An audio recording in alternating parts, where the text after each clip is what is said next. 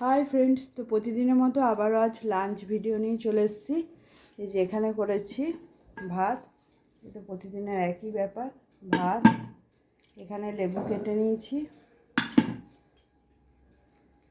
এখানে আছে বেগুন ভাজা, শীতকালে বেগুন ভাজা খুব ভালো লাগে খেতে। আর এখানে করেছি লাউ শাক, মূলো, শিম, বেগুন আর একটু ছোটো চিংড়ি মাছ ছিল, সব কিছু দিয়ে একটা চচ্চড়ি। এটাও খুব ভালো লাগে এখন শীতকালে, শীতকালে সমস্ত সবজি খুব ভালো লাগে। আর এখানে করেছি একদম টাটকা তাজা রুই মাছ, এই যে রুই মাছ, ফুলকপি, গাজর, আলু সমস্ত কিছু দিয়ে ঝোল। শীতকালে ঝোলটা ভালো লাগে বলো?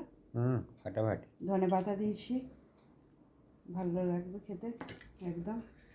আর এখানে করেছি এই যে টমেটোর চাটনি, অনেক কিছু হয়ে গেছে। কিশমিশ দিয়েছি, টমেটোর চাটনি।